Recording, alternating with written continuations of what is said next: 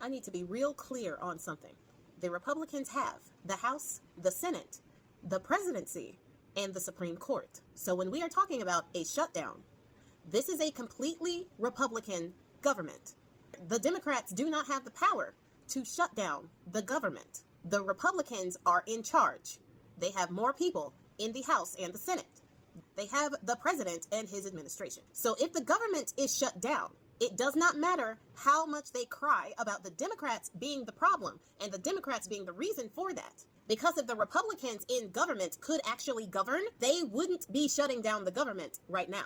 The Republicans by themselves have the votes to keep the government open, but they aren't doing that. So it is their fault that the government is shut down. I just want to get that out of the way.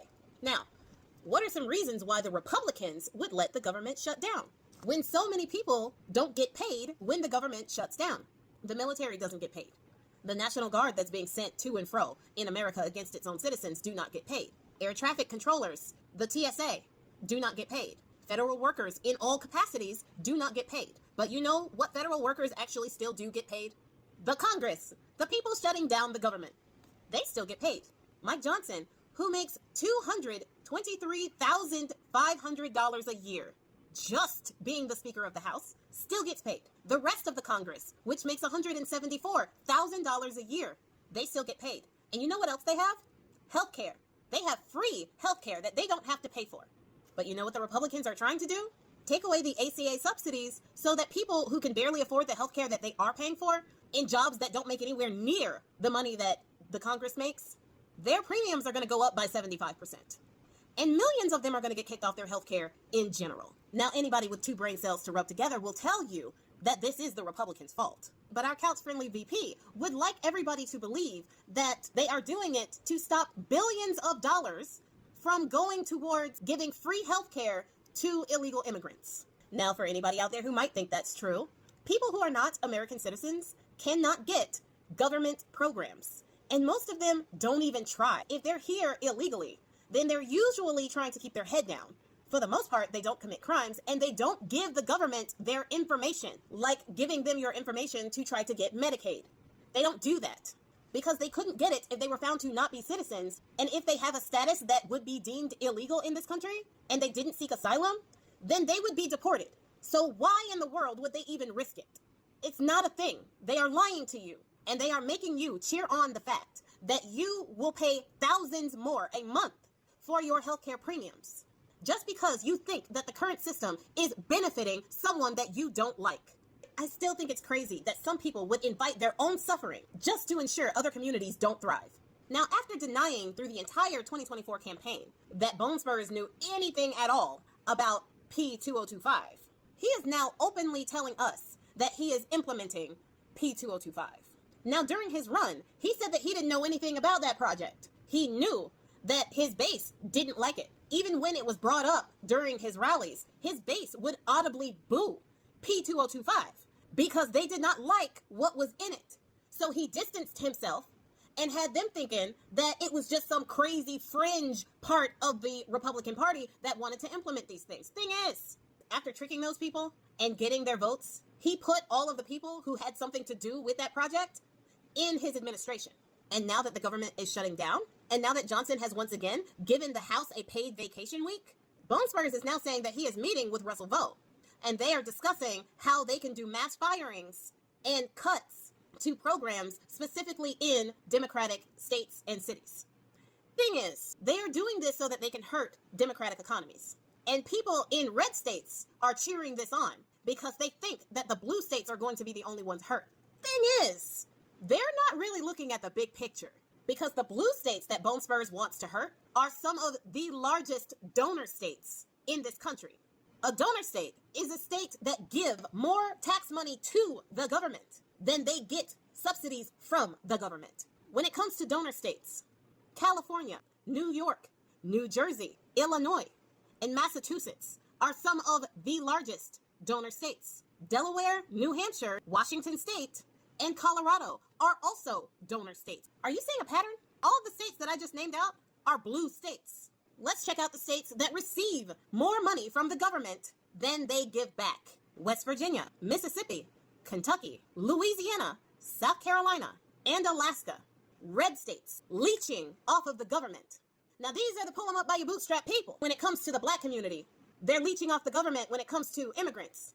But they are the ones taking the most from the government every single year. And the money coming from the places like New York, Illinois, California, those funds are being used to subsidize the red states who can't pull their own weight or pull themselves up by their own bootstraps. So all of you in those red states who are cheering on the fact that the economies in the blue states are about to be affected, what's going to happen when your state no longer receives their money?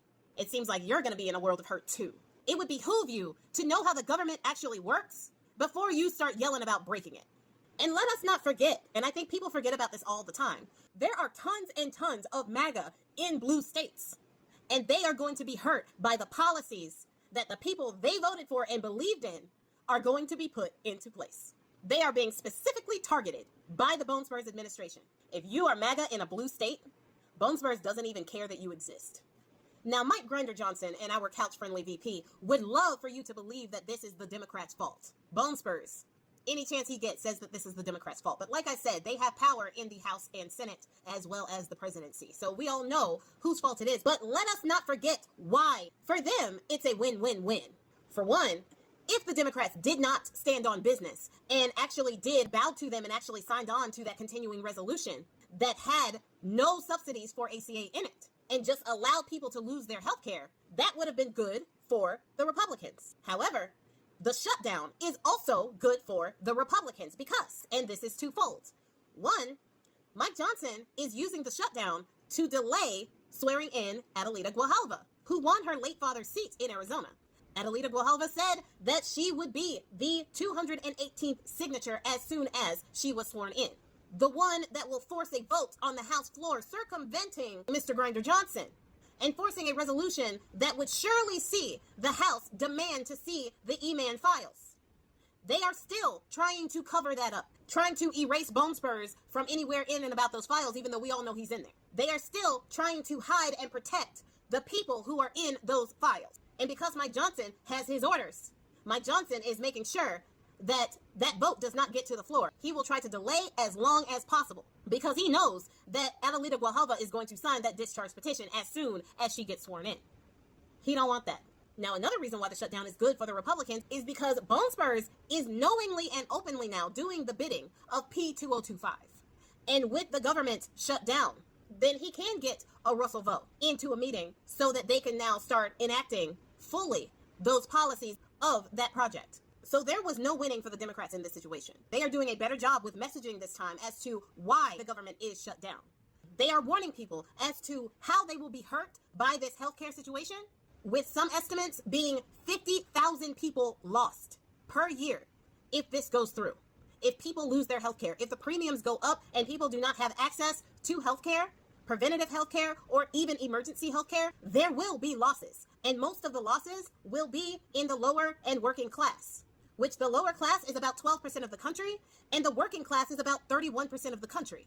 40% of the country will now face losses of life because of the lack of healthcare if that resolution goes through. So the Democrats are trying to stop that from happening. They are literally trying to save lives, and they are taking the lesser of the evils in shutting down the government to do so.